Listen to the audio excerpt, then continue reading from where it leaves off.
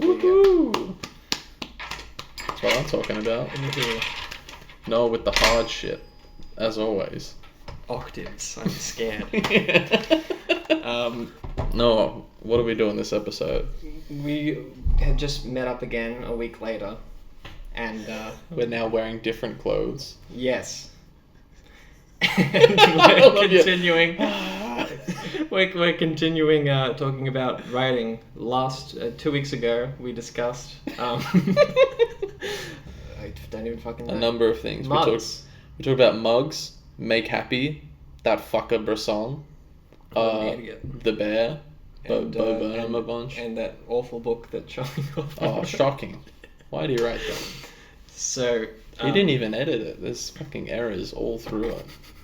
Unbelievable. We were on some sort of train of something. I've forgotten it now.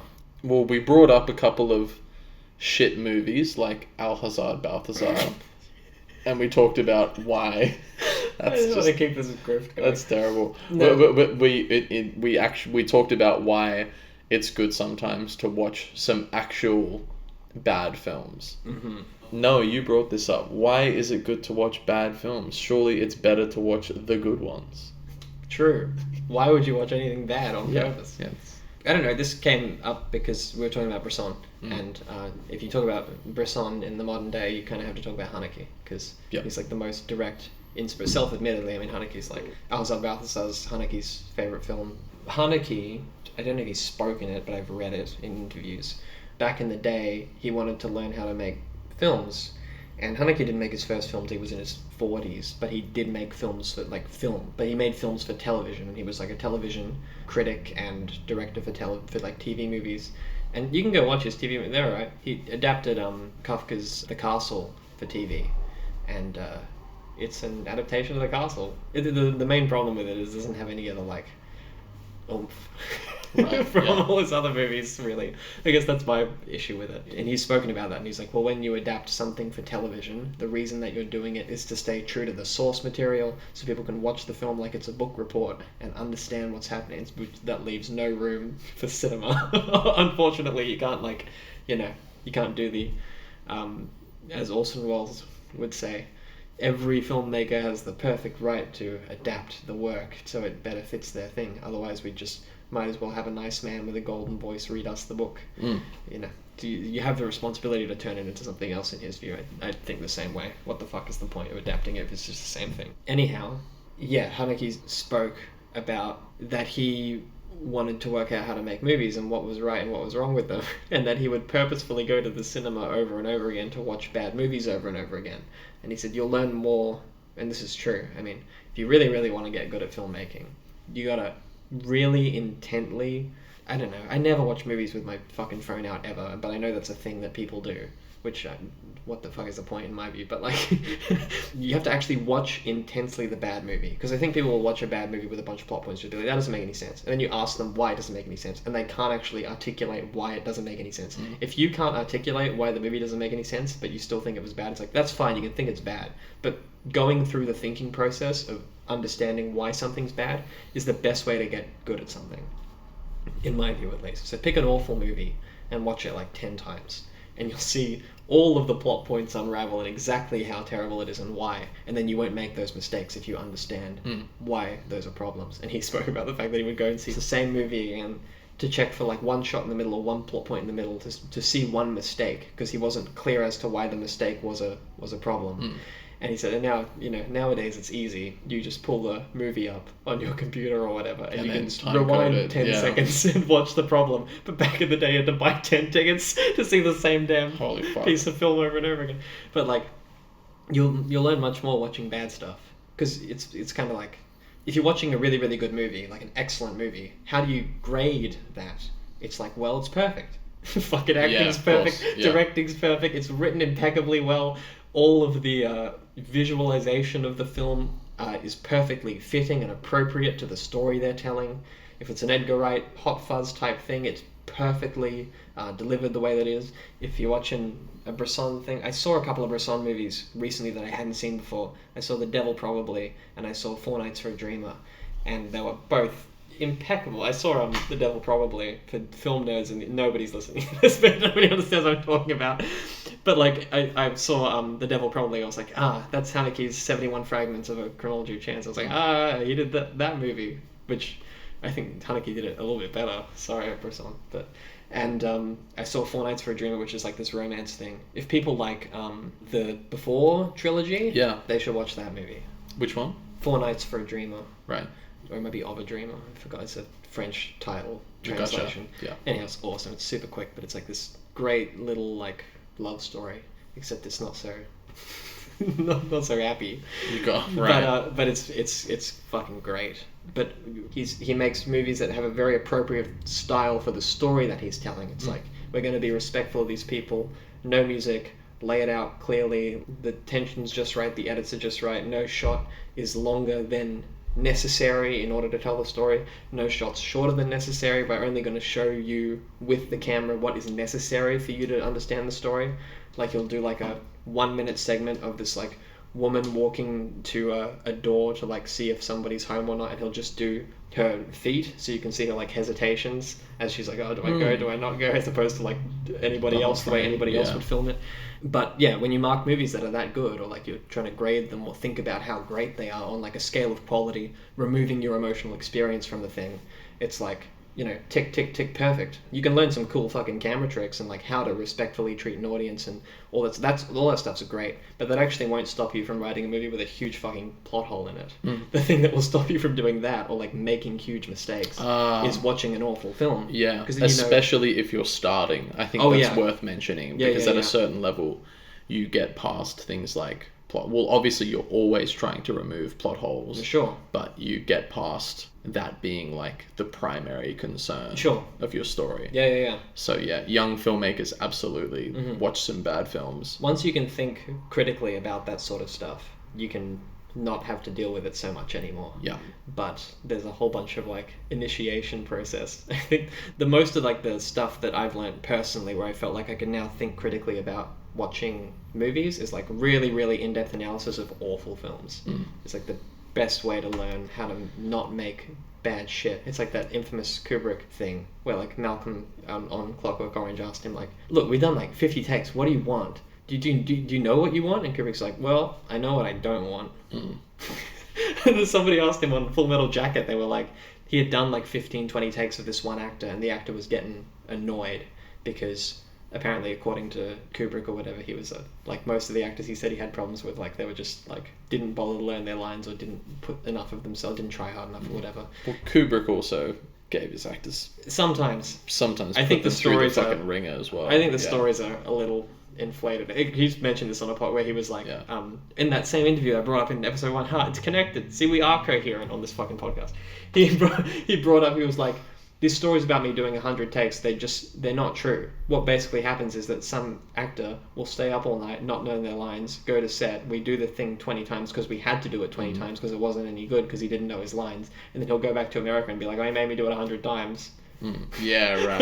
It's like bullshit. Right. And he's like, I don't do a lot of takes when it's good, is what he said.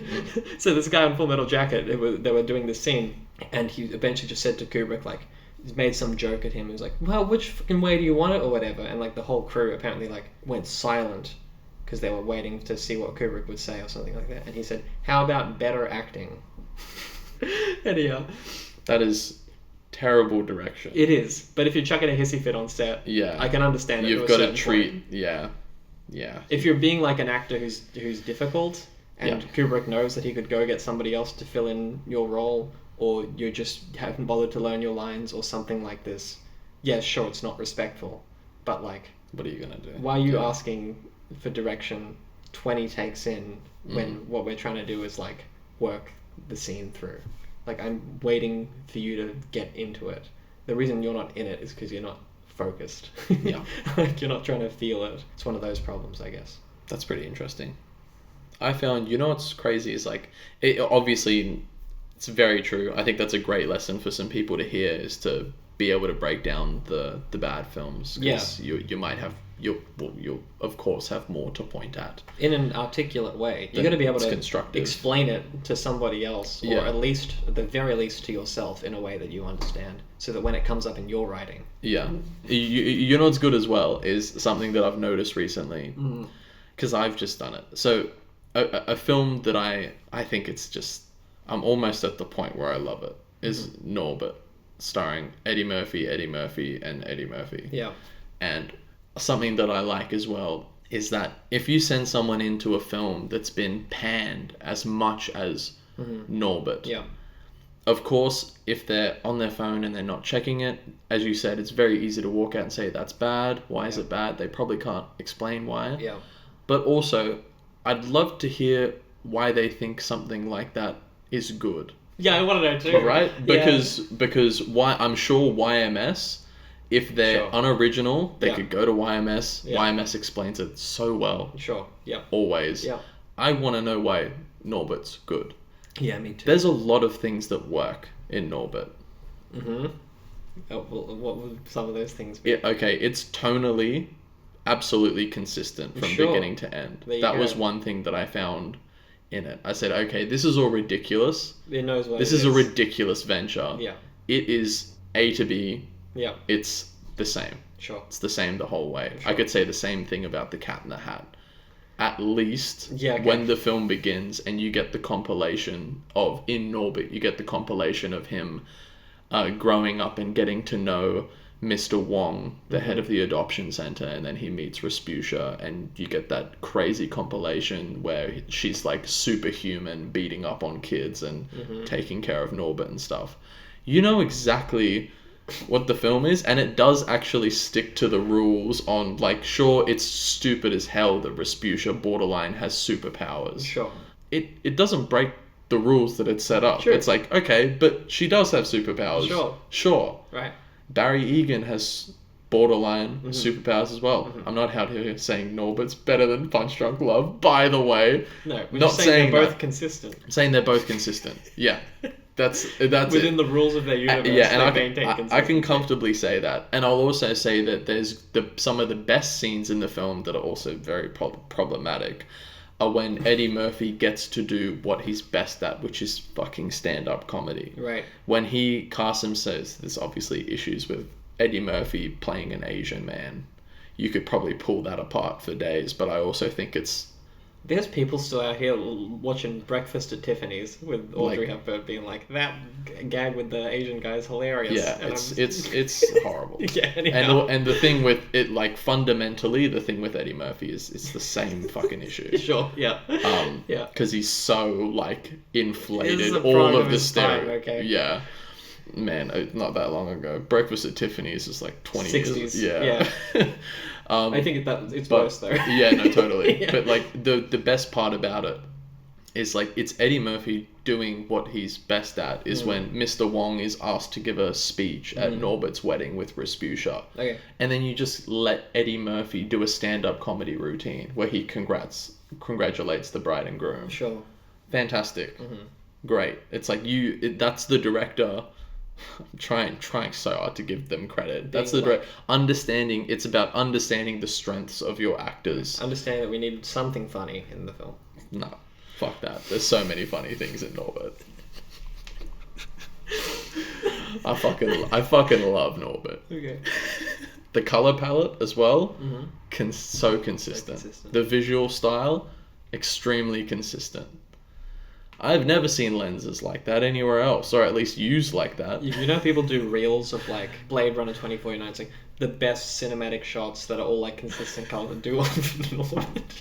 Oh yeah, and it's like laid, and then there's the little color palette tab at the bottom. I'll do Norbit. Do it. I'll edit that into this. Fuck it, that's funny. That's a good idea. No, don't make its own reel. Right. Just I'll just put reel. It out. Yes. And it's all Norbit. Put On the Nature of Daylight under it, the score from Arrival that everybody uses for those things. Oh, yeah. Just like... I'll do it. I'll have some of the actually kind of nice shots from Norbit. Yeah, I'm saying choose the good stuff. I'll put the good ones in there, yeah. I want to know if there is good stuff. Nah, there is. I know that, when you know something well enough, like, there's the odd shot where I'm like, the blocking here is actually not bad. This is good. Do a color palette for the cat in the hat, and it's just like the most disgusting, like purple, red, green, like hideous fucking looking thing ever. I'll give it the Joker color palette. Yeah. 2019. Look at this color palette. There's gonna be like postmodernist, expressionist artists on like, you know, do paintings of like 3 lines for a living that someone sells for $1 billion, looking at this reel being like, wow, I never used that palette before, no one's ever thought of that one. My brother in Christ, that's the cat in the hat. Yeah. Mike Myers' most reluctant and craziest performance. He made that because he was contractually obligated to make one more film. Do you know about this? Yeah. There's not a day where Mike Myers wanted to be on set for the cat in the hat. And they put him in that fucking alien suit. You can't say he didn't commit. No, he did. Holy shit. It might have been, because I don't know if he was genuinely trying to do a good job or if it was intentionally like, I have to make one more thing, so I'm gonna do the worst possible job. There's maybe a chance. I'm gonna do a hate performance, you know what I mean? yeah. Try and make them cancel the film because there's no usable footage. Sure, yeah. Oh man, there's that amazing. Since we're on the topic, fuck it, because I bet nobody's seen this. I hadn't until recently. There's an amazing cut scene from The Cat in the Hat. Oh yeah, you showed me this. I hadn't seen this. Yeah, I hadn't seen this either. Yeah. I got sent this by my friend Emily. Emily Beckett, how's it going? She sent me a clip of... it's in the sequence where Thing 1 and Thing 2 are trying to stop the mum from getting home. Okay, insert clip. The mum is trying to get home because the mother of all messes has been made in the house. Mm-hmm. And I love the fucking plot of this movie. It's so fucking good. I love it so much. And the Thing 2 or Thing 1, I don't know. Yeah. Thing 1 stops the car because there's a flood warning, and then Thing 1 is drunk 100 bottles of water and he pisses a tsunami. That was... Yeah.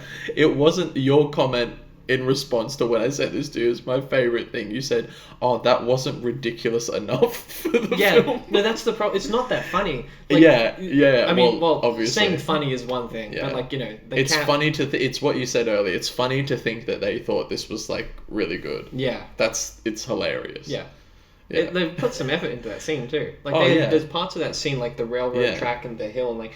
They would have had to have flooded the set. Well, they would have built that special part of the set, I think. You know, because the town is like, the little townhouse thing is like somewhat built, you know. Yeah. But like that bit looks like a specific set that was built just so they could do a gag of, now he's going to piss and it's like a flood and, gonna be a you tsunami, can't drive, you know. Like, it's not, the problem is it's not ridiculous enough. Yeah. That's why it was cut. There's no part where like the cat is doing a dance in like a jangly bra. Yeah, you right. Know, it's not that... It's not insane enough to be in the movie. I totally get it. I would have been in the cutting room as well. Like, I'm like, this doesn't... The rest of this is there gold, we go. But this one... There's a lesson in consistency. There you go. See, they would have picked exactly the right scenes to make that film. Yeah, that's you have true. to do that. If I really want to know if someone watched something that's a shit film, it's like... Of course you can tell me why it's bad, but it's like, can you, because there's always something good about a film. Okay. I believe so. There's always something. I don't know. Like, Gigli, Al Pacino. Okay. No? Let's argue about No? Gigli. Oh, you're tripping. For the 3 people in the audience who've seen Gigli, I actually think that I've seen J-Lo speak about this on talk shows and be like, yeah, it is. We know it's terrible. Like, I'm pretty sure she said that. No, they didn't. No, She did. Oh, no, I believe she said that, but I'm saying they did not know. Oh, while they were making it. Oh, no. She said that she, like, when it came out, that she knew it. Right, Not that while they were making it, obviously. Okay. It's very serious. It's super serious. There are scenes in it of, like, that woman who shows up to the apartment who's, like, was in love with J-Lo and, like, has that whole suicide attempt and goes to his house. It's like, this movie... Talk about total inconsistency. Oh, yeah. That's an A+ in terms of total inconsistency. They put that in the same scene when the dude says, I like those girls on the beach. They make my penis sneeze. And then he comes in his pants. That's in the same movie as a suicide attempt. Yep. And Turkey Time Gobble Gobble is also in there. Funniest line. It's the worst monologue ever committed to film. That's not part of the monologue. That's the sex scene. Oh yeah, it's at the end, but it's after she monologues. She's doing yoga. Yeah, she's doing yoga, and she talks about. Well, he does it first. He's like, "This is the penis, and why it's the greatest." And then she's like, "No, the vagina is better." It's literally like PP better than vajayjay. Two of the greatest monologues ever put to cinema. But no, we'll talk about Pacino. There's that scene where Pacino shows up, which, by the way, I didn't check the cast list before I watched it, so I had no idea Pacino was in it. So I was watching this movie, and Pacino shows up. It's the greatest thing ever. It's great. They let him just control the scene, which is mint. They also gave J-Lo a bit of a comeback. It's shocking earlier when Christopher Walken shows up, and they're probably like, "Why are you here?" And then like that was enough of a shock because the movie's been we're only 20 minutes in, but it's been so bad at that point. You're like, "There's no way anybody else is in this movie," and then Christopher Walken just like, "Fuck." But then when Pacino is there in a suit with a fish tank yelling, the scene is still awful. It's a terrible scene, but he's doing his absolute best to like make it a better scene. It doesn't make it a good scene. That scene is shit with everybody in it. What? I still think it's a terrible scene. It's an awful scene, but he is trying his absolute fucking best. You think that's a good scene now? From memory, I remember being like... You like that scene? Oh, fuck, I'm a little scared. Did you forget about the fact that J-Lo's also acting in it? No. It's great until J-Lo gets to talk at the end. Right. And she goes, listen, and like has her little monologue. We have a Godfather 3. I like when he's just in the middle and he's waving his gun around. Okay. And they just have to sit and listen. Sure. It's awesome. Okay. I think it's mint. And then J-Lo, they tried to make us believe that J-Lo would intimidate Al Pacino, which is a horrible... And he actually has to act horrible like mistake. He's intimidated. Yeah, which is just insane. So no, I don't think it's a good scene. I think that Pacino is trying, and I blame zero blame on Pacino. I don't know, except for maybe blame on his agent for booking him. On Gigli, God. But like, should have read the script. I don't know why. Turkey time. What is this? Oh, you should have done it. That should have been the movie. Imagine if he was the lead. But she's got a great turkey, and you got your head all the way up. I fucking love Pacino so much. He's so great. He tried his best to save it, but that's not savable. There's nothing about that movie that's Gigli has scenes that are Cat in the Hat-esque. True. The worst Australian accent I've ever seen in a film. Oh. Yeah, I've almost forgot about that. Why was that there? They publicly acknowledged pretty much everybody who's worked on it. It's like the same with George Clooney being on Graham Norton when he was like, "Is it true that you went to Comic-Con and apologized for Batman and Robin?" He was like, "I always apologize for Batman and Robin." And then he made fun of it. He was like, "And the suit, I had to like get up and go, oh, I'm Batman. I couldn't move my neck and shit like that." Yeah. Have you seen that video of him? I think they cut it into the blooper reel published by the people who published Spy Kids 3 Game Over. Hell yeah. Where George Clooney is just the voice and then he has to turn into Sly Stallone. Oh yeah. And he's like talking like Clooney and then midway through he goes, insert clip here, like, the machines. And he had to do this thing with his face where he like becomes Sly and he just starts laughing and he turns to someone off the camera and he's like, is this even worth it? Something along those lines, because he knows it's just like it would have been the easiest day of shooting ever for Clooney because he just would have had to have talked borderline into a webcam for that to pick up that check. That's it. Fantastic. Oh man, I don't know if I brought this up on the podcast before, but I should. But like, I love it when actors know that what they're doing is awful, and you can like kind of see it. Like, there's a scene. Yeah. There's that one actor in Birdemic, or something. Oh, that's another level. Who's like, he's trying to make the other actor laugh because he knows he's in a piece of shit. Yeah, that's a great example. There's a moment in Revenge of the Sith where I understand that people love Revenge of the Sith. Holy fuck. Oh yeah, okay. There's a scene in Revenge of the Sith. It's the best of the prequels. Where this is true. Yeah. I can say that. Yeah, okay. Yeah.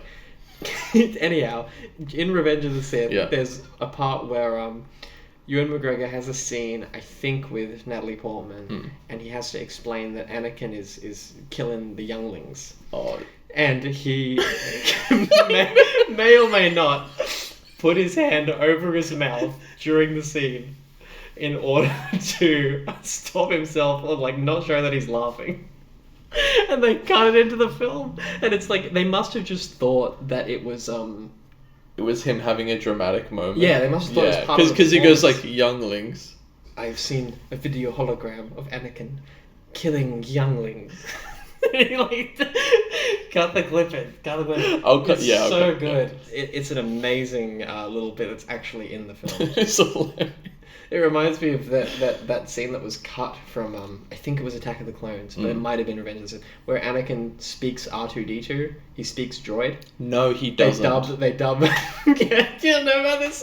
Oh, you can click this up on YouTube. There's a whole scene that was cut before they get into an elevator and kill a bunch of droids, or that might still be in it, but there's like a 20-second bit where he's in front of the elevator doors of this place, and like he's remotely talking to R2-D2 or quoting R2-D2. He does something with his mouth as normal. It just looks like a really awful dub. Yeah. And it just sounds like it's mixed in such a way. It's mixed at his level, but so it's almost like it's almost like the equivalent of like putting a bleep over a sensor bar of like somebody saying something. But they literally cut in the like, you know, the R2-D2 noises, like that shit. They cut it in to over his thing. It's like, oh no, he didn't say it was he said it was or something like that. It's like cut into the film. It's obviously a deleted scene. What Jedi power is that? But like the fact that they thought that was like, oh man, that is just so to funny. Quote George Lucas, I think I might have gone too far with in a few places. Yeah. Yeah. And it's like, I love that clip of him staring at the costume design of Anakin, and they've like done this weird thing where he's like shaved, he's got like a big ponytail in the middle of his head, and he's got like this cut off sleeve thing, and like they're looking at the costume design, and George Lucas just looks at this thing like this. He's like, I think it just might be a little too much. Yeah. It's my favourite clips from that behind the scenes. Yeah, that BTS mini doco that's out is just BTS. Incredible. Good on him for releasing it too. Yeah. Where it's like Lucas being in pain and stuff. Yeah, I don't like know why they released that. That's what I'm saying. It's like, good on him. It's brave. It's honest. I like it. But you think you just wouldn't, because yeah, like, exactly. People love those movies. People do love those movies. Them. Yeah.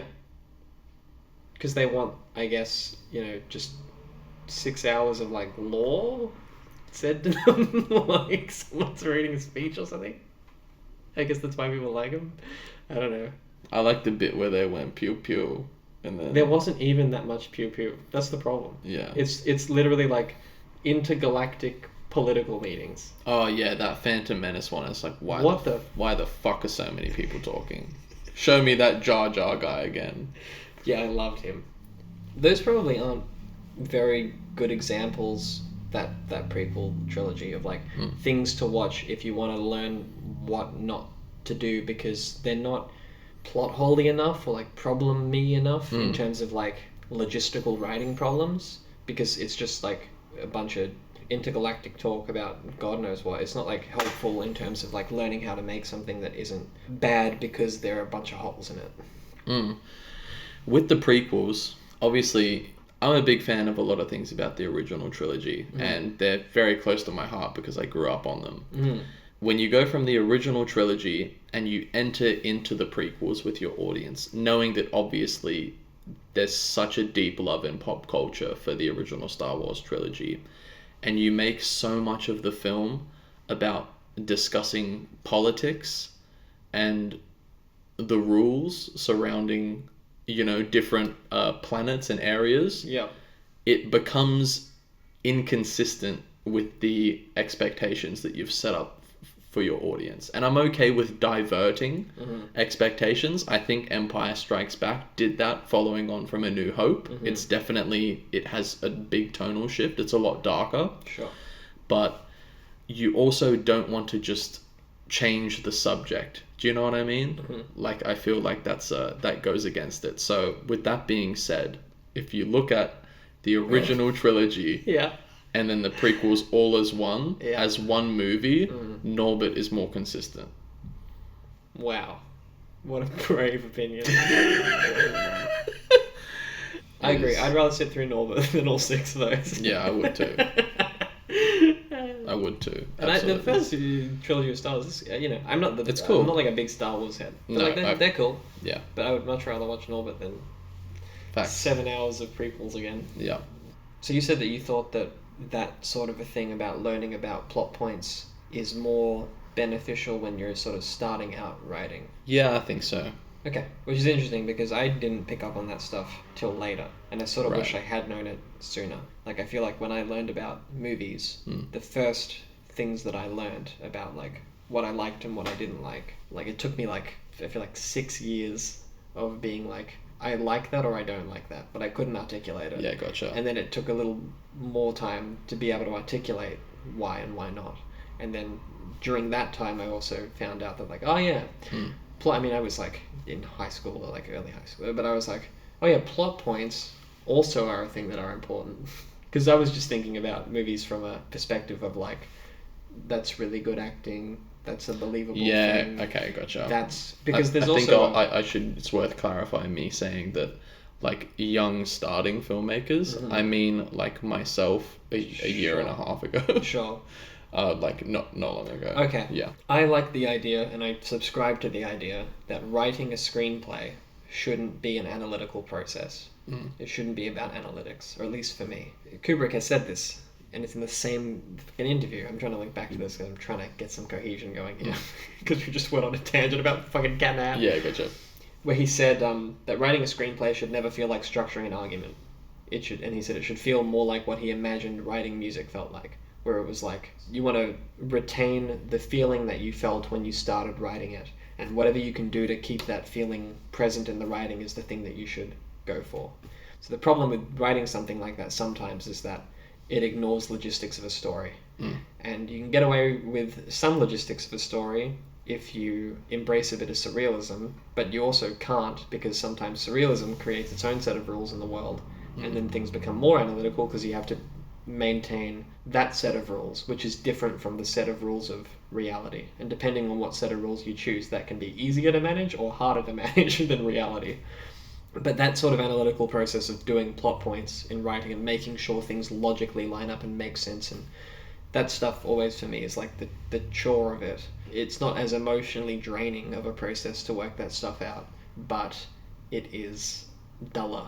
It's like writing an analysis and an argument.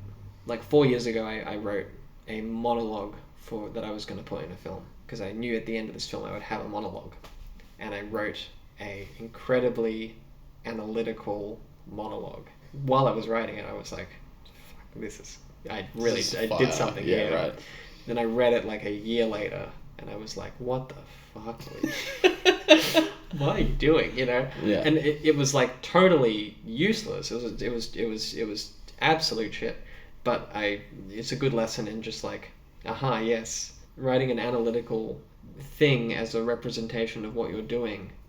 If anything that any of your characters in your film are saying seems like a structured argument, and they're not in court presenting evidence or having an argument with a person in the movie, and the lines just sound analytical, I think that I have a severe tendency to remove or try my best to like just push all of that to the side.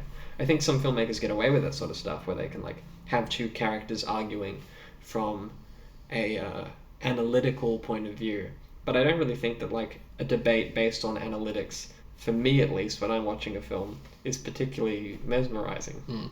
I don't really consider it to be impressive. It's like... I feel like oftentimes when I see something like that, I get the impression that the writer's trying to show me how smart they are. Yeah. Or like flex and reiterate and remind me how smart their characters are. I also sometimes honestly just think it's an honest mistake from a writer, where it's just like, I know that you're not trying to tell me how smart you are, but what you're trying to show is that you've thought every way around the issue, and you just wanted to show me that you have thought every way around the issue.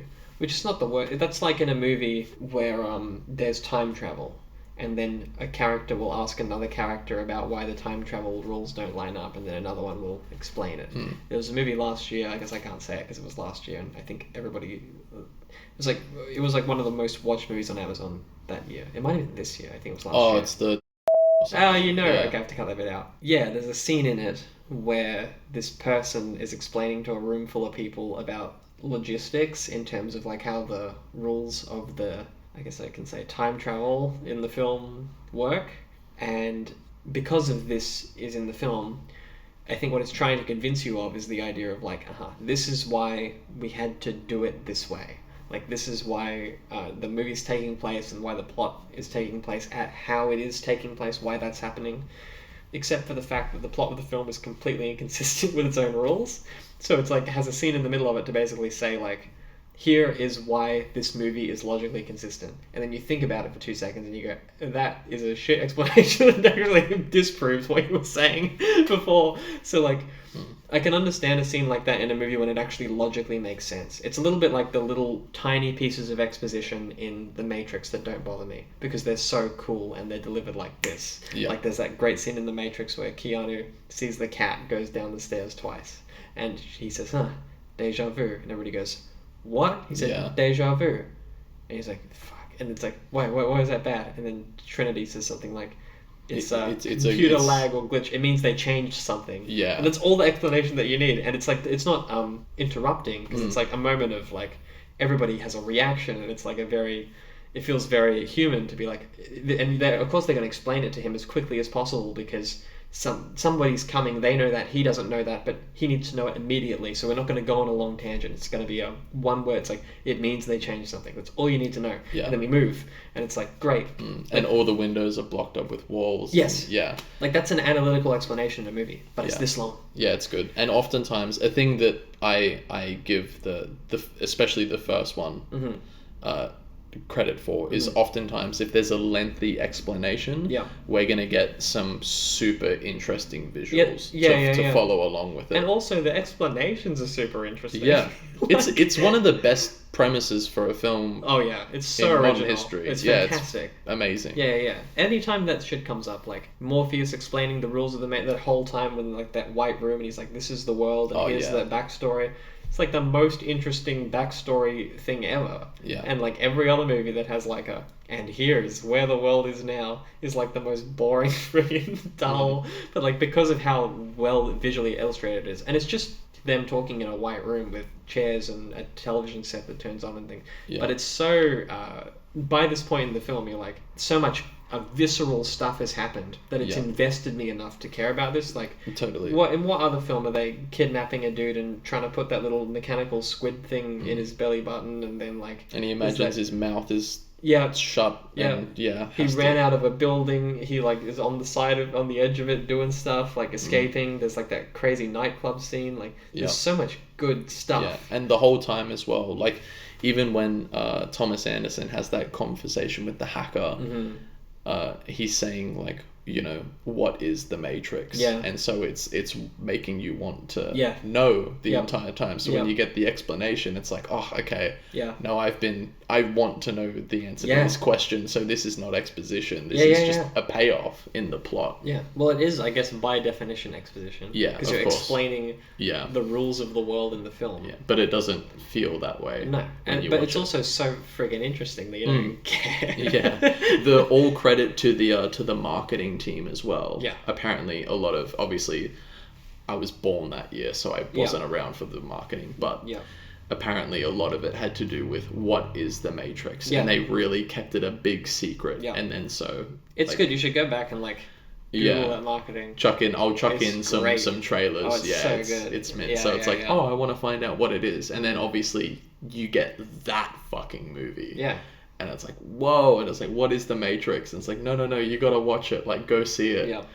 And all three of the original trilogy debuted at number 1 at the box office. Wow. You know, which is pretty impressive. Even the third one, which surprised me a lot. Yeah.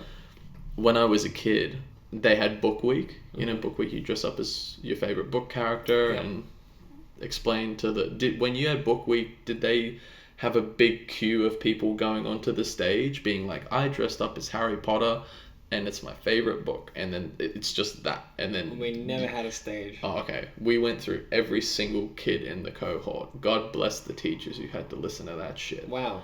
But I can probably cut this video in because I know my parents have got it. Because I watched The Matrix that year. I was in year 5. Oh yeah. Maybe a bit early. I watched it.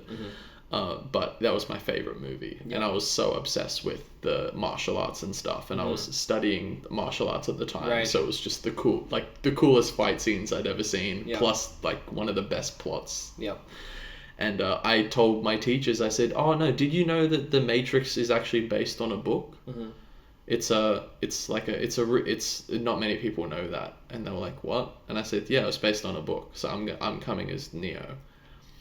And all the librarians were like, okay, you can come as Neo. And I went, great, thanks.